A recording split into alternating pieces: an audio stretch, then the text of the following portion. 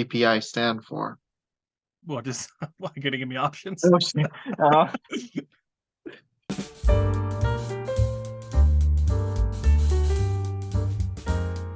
Welcome to Crosscut, a movie review slash trivia challenge show. I'm your co-host Josh. and I'm your other co-host, Chris. So today we're taking a look at Insidious: The Red Door, a horror mystery thriller about the Lambert family who must go deeper into the further than ever before to put his and his son's demons to rest once and for all. Now, before we get into the movie, we do want to issue a spoiler warning, as this episode will contain spoilers. So if you have not seen Insidious: The Red Door, we highly recommend pausing this episode, get yourself that good old, big old popcorn, as well as that tasty beverage. For everyone else, let's begin. This week was my week, so I chose Insidious because, I mean, we're both fans of Insidious. We saw the second movie together like 10 years 10 years ago. ago, yeah. So it's been a while. Yep. Uh, Initial thoughts, I went in there thinking, okay, it's a Insidious movie. I'm gonna get the jump scares. I'm gonna see more of the the further as they explain in the other movies. Um, and I did. Like that's what I got. It was more into the further. Uh, you see more the entity as well, more than like in the other movies. You see how he looks different from the other ones as well. It wasn't as creepy as that one scene when he just shows up Yeah. behind. I was waiting for that. They kind of set that up where I'm thinking like, oh, are they going to do that kind of like behind the Right. the face behind the head, because they do a lot of shots like straight on Right. and a lot of close-ups, and I'm like, oh, and there's like one scene I where know. Patrick Wilson's talking to his wife on the couch, and I think they kind of set that up similar, and they even had a lot of dead space to his left, I and I'm just like, know. oh, it's like, but I also was, I it was, wouldn't have I made was sense, but waiting it's still for it. it would have definitely caught you off guard. Like that's the Yeah. stuff that made me tense in the theater, just waiting for that like Yep. cut back to something, and boom, it's right there. Um, I I this movie. Oh, go ahead. Sorry. I was gonna say like a lot of the setups for the jump scares, I say they took a little too long with it, and they were very subtle with it too. That it just okay, it's coming. I know it's coming. It didn't how you say it didn't impact me enough for those scares. For example, his dad, where he keeps following him. Like first you see him in behind the car Which was slowly. great. I love that. Well, that's the thing. It he's creeping up onto the car, but then nothing happens. Exactly, and that's the point. But it puts that little chill in your spine, and then boom, you go right into the title. See, that I love. If you had done a cheap little jump scare, that would have not worked for that moment, because they're setting Okay. up like, because even when I'm watching that scene, before you start seeing something move in the background, you can just see out of focus. I'm just like, kind of looks like something's back there, but probably not. And Hmm. then you finally Hmm. start to see it moving, like, oh, something's coming. And Okay. then he does a little thing where he moves his head, it's gone. And yeah, you're ready for something to pop out. I was waiting for them to cut back to that angle where you see his side window and boom, something's there. Right. I love that it just goes right into the title sequence. Like I thought that was great. Okay. Kind of reminded Okay. me of like the fake out with like the 2018 Halloween movie, where Mhm. Michael Myers is just standing there and then boom, it just goes right into the title. Like it's Oh, okay. that Yeah, stuff yeah, I yeah. liked, Okay. because Okay. you're waiting for it and it doesn't happen. Hmm. So I really like that. And there's other moments in this movie where there's a lot of like background stuff going on. They actually do. You've seen Conjuring too, right? Uh, you have to refresh my memory for that one. Well, they'll take too long. Anyways, they actually do a scene in this movie that's pretty much very much directly like Conjuring 2. It's the part Mhm. where the Dalton, the son, gets possessed for Yeah. the first time, and he's kind of Okay. in the background, and she keeps turning the light on, and you finally see his face kind of Hmm. turn into that like Like kind of like demon demon face. thing. And they do Yeah. a similar thing in Conjuring 2, where Patrick Wilson's talking to the little girl, and he's Mhm. turned away from her, and then all you can see is her blurred in the background, and her face starts to like morph. So Okay. that very much reminded me of that scene. Okay. Well, yeah. When Dalton getting possessed in his dorm, that that transition was cool. He's just staring at her, and then the glimpse of his face going a little bit white. It was like, Yeah, because oh, at first you're just like, oh, he's just sitting there, but then with the darkness on his face, you're like, okay, something's not right. Because at right. this moment we don't think anything's wrong, but that, Hmm. you're starting to like Hmm. feel a little uncomfortable because you're like, okay, it's really dark on his face, and then finally you see it after like the third time, and there it is. So, yeah, it was I had a creepy. feeling that was already happening just because how he sat up afterwards and he's just looking around the room Mm, yeah. and the little smirk is like, okay, that's not Dalton anymore. Right. That's not Dalton. So what I like about that scene is that he kind of is he's in the further and he's looking around. Then he Hmm. goes into like the flashback of like the second movie. And that's what I like about the second movie because to me, watching that second movie, it actually kind of reminded me of like almost like I was watching like Back to the Future Part 2, but like in a horror version where they kind of go back Okay. to the original movie Right, right, from right. different and I like that stuff. And then they kind of do that again in here where he goes back to the second movie and he's Mhm. seeing, the events play out and then But I he gets to like see how, like sorry, I was gonna say I like how he immersed himself in it and it kind of changed it. Like mhm, in the movie he goes after them with a bat, but yeah, now it's a hammer. right. Like that was very interesting how they just messed with it, Yeah. you know. Yeah. Yeah. And so I that's what I really liked about this movie. I thought it had some clever setups. There are, it's Insidious. I think Insidious has been known for its cheap jump scares. And this movie does have some cheap jump scares, which is Hmm. fine. It still makes you jump. It That's does. kind of the Yeah. point. But again, I'm glad that they went back to the original family. I was saying that the second movie did feel like it had that kind of fitting ending, but it made sense. There is more of a story to go about because this movie actually starts right away telling you, and that is the actual ending of Insidious 2, where he's basically getting like their minds kind of erased in a way so that they Right, right, forget what right. happened. So it would make sense that they'd be like, whatever happened when you were, so they both 10 years kind of old. forget.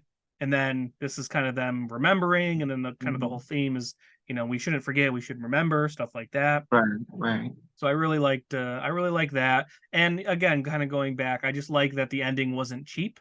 There was no like cheap jump scares. It was like a nice ending where you even think like maybe the dad and the mom are going to get back together kind of thing. Yeah, there's like a little glimpse, like maybe there's hope Just a there. little tease. And then you hear the Mhm. voice, and then of course it's Lynn Yeah. Shay. And they kind of set that up in the beginning because Steve Coulter, who plays the one guy that he's chasing after at the funeral, where he's like, Yeah. "Hey, and he's in Insidious too." And I remember thinking like, I think his character died in Insidious too, so how is he here? So I guess he was seeing these like, you know, There's people that that have he been dead. yeah, he's seen their spirits. Yeah, yeah. Yeah. So they kind But of set that that up in the beginning. okay.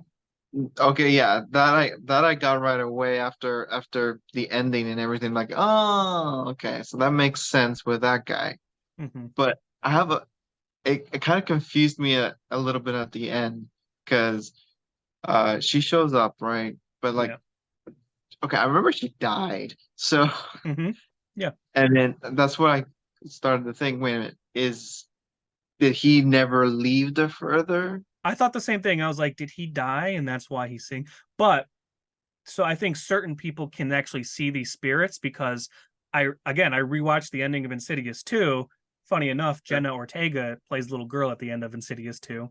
And she sees Lynn Shay and she's like, "Who's that lady?" And they're like, "Who are you talking about?" So I think certain people that are alive can see these spirits Okay. in a way. So I think that's what that was. It's So those people who can astral project. exactly, Okay. exactly. So Okay. he, I think, was just seeing their spirits. But I did have that thought at the end where I was like, wait a minute, did he die? And then is this just Because like, because also, yeah, I was thinking that maybe he died and he's still in the further or something. He's trapped somehow. mm-hmm, And just by her comments, like stride, uh, keep striding or whatever. It's like, wait a yep, minute. That means he's in the further. And it got me confused because the last shot of them of he's in the dorm. Like, oh, I made it up on the wall. It's like, huh. but it's him That in the further carrying him out. Yeah. So Yeah, like, okay, so he showed up, so he's not dead. So it just confused me a little bit. I think maybe it's just trying to like mess with you.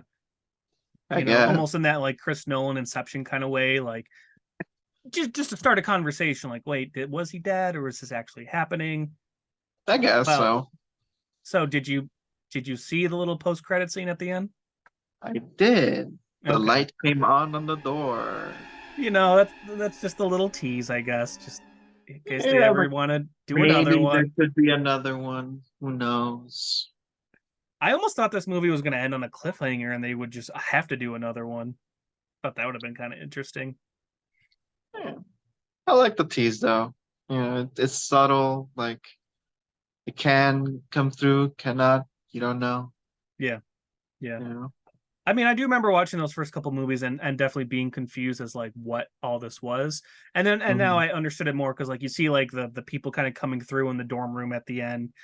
Right. And we see that we see that in like the first two movies, and I always kind of was just like, what the heck's going on? But now I kind of understand it more. But yeah, ultimately I really enjoyed this movie. I like seeing the family again. I think Patrick Wilson's just a great lead, especially in horror movies. The son, Ty Simpkins, the original kid, he's a great actor. I mean, he's been doing so much over the years. You probably didn't recognize him, but he was the kid from Iron Man 3. Oh, Yeah. okay. He Okay. also plays the little brother in Jurassic World. That I remember him from. Yeah. I couldn't remember Iron Man 3 though. Okay. He's technically Okay. at the end of Avengers Endgame. He's at Tony Stark's funeral, standing there alone. Yes, I remember So that. I that's remember that. that's him. So yeah, and the other brother too that they had, he was the same actor from the original two. That I looked it up. I guess he hadn't Oh, really done much in the last 10 years since Insidious 2, but they he brought grew him up. back. Rose Byrne. It was cool to see her back as the mom. Yeah. Yeah, I really enjoyed the movie. I think this, if you cut out 3 and 4, because I honestly just don't remember those movies that much. If you cut out 3 and 4, I think this plays as like a nice trilogy, Oh like a yeah. nice horror trilogy. I remember seeing The Nun Hmm. and but I've never seen Annabelle. But I don't think I even want to see Annabelle just because of my fear of dolls. But yeah, I can just go with Insidious, Insidious 2, and Insidious the Red Door. Yeah, Yeah. I can go with those three. let's go And three funny and enough, four, while I and was watching Insidious, I saw the trailer for The Nun too. yeah, Yeah, fine, that's just, Hollywood. just milking, man, just milking it. All right, Chris, IMDb. What do you think? IMDb, Rotten Tomatoes. What do you got for this one? I'm gonna go with a 7.2 for Insidious. It's actually pretty low right now. Well, it's a 6.1. So, All I right, mean, for all a right. horror movie, that's not uncommon. We'll see if that maybe goes up or down. It doesn't have a ton of votes right now. It's actually so early on that this movie doesn't have a Metacritic score, so we'll skip that. And as far as Rotten Tomatoes go, it's currently at a 50% tomato meter and a 63% audience score. Eh, not great. It's I already I had a showing. feeling it was going to be low just because the Insidious movies have never really done well. I Yeah, would still but say it's an above average horror movie. It's got a good yeah, story, good acting. It's tense, so I'd say it's a good time. yeah, I agree. I agree. All It, right. it it's just entertaining.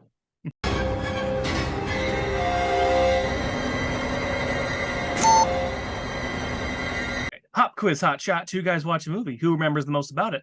Well, let's find out. This is how it works. Chris and I are going to go back and forth asking the multiple choice questions that we each came up with. Whoever has the most points at the end wins. I'm going to. May the odds be ever in your favor today, Chris. All right. For our audience members, feel free to play along. Who knows? You might do better than us. You can comment and let us know how you did. You can even email us at crosscutpodcast@gmail.com. Now that we've established the rules, let's play. So it was my week, so I'm going to go first. All Let me right. get my questions real quick. Sounds good. All right, ready? I'm ready. Question number one for round one. What is the time on Josh's timer for the memory game he's doing? Is it A, 30.12 seconds, B, 24.57 seconds, C, 28.43 seconds, D, 31.23 seconds? I remember that, and I think it was a 2 and a 4, so I'm going to say B, the 24.571. Correct. All right.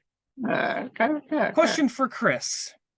What type of college is Dalton attending?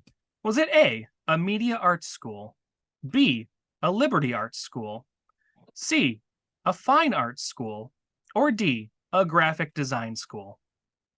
Fine art school. That is incorrect. I'm The correct sorry. answer was liberty That's arts. the wrong answer. I knew it. She I said- should have gone. She says it in the first Yep, time she goes into the we're dorm. liberal.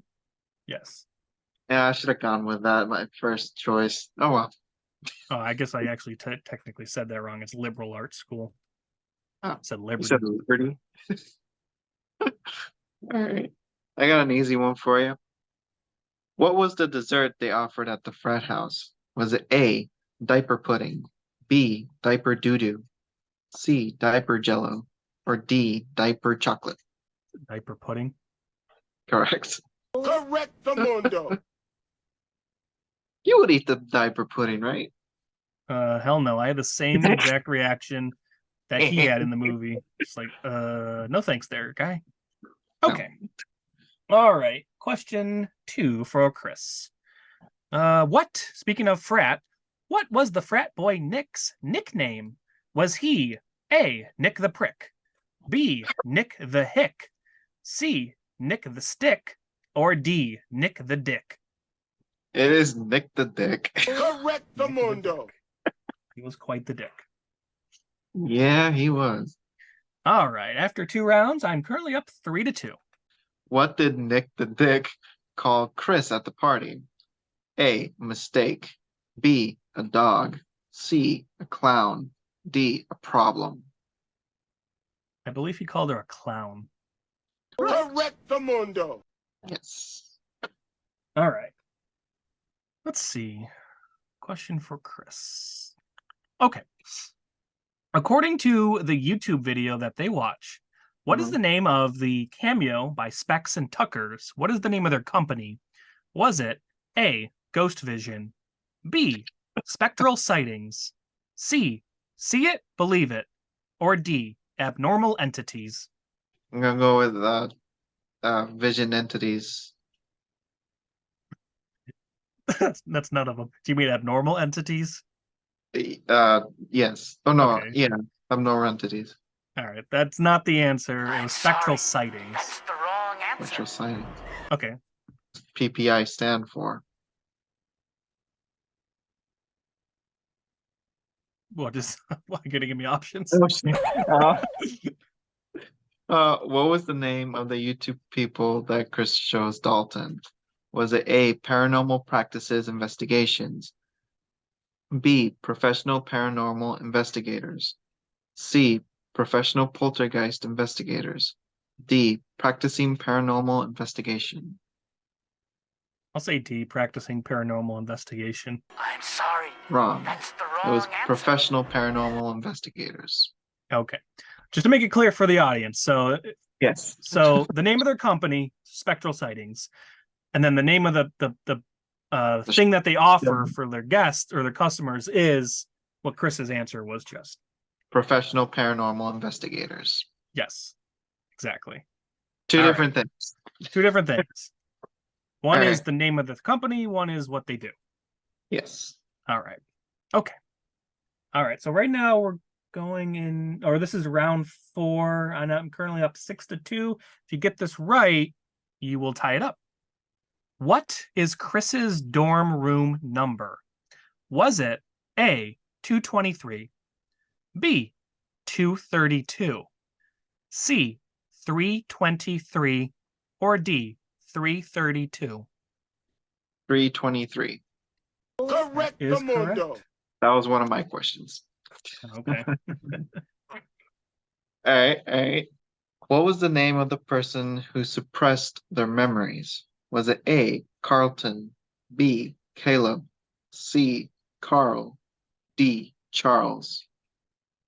Oh, it's Carl. Damn Correct it. the mundo. Yes, correct. And damn it. That's the guy who I was talking about in the beginning, who Yeah. I'm pretty sure he died in Insidious 2. So, all right. All right, Chris, so you got to get this right to tie it up. According to the files, Josh looks up What year was his father born?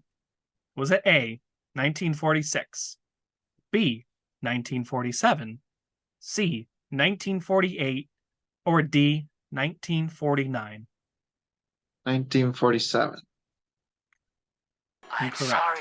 The correct That's the answer was wrong answer. 1948. I believe the exact date of birth was 11/13/1948.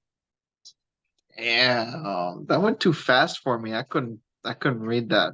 They do it really quick right away, and I was like, I'm not gonna remember that. But then they actually go back to more of a close up for a couple seconds. Sure. I'm like, I remember the year. I couldn't. I mean, I'm pretty sure the date might be right, but I definitely remember the year. All right, all right. Well, congratulations. And yes, congratulations for Josh for once again being this week's winner of Pop Quiz Hotshot.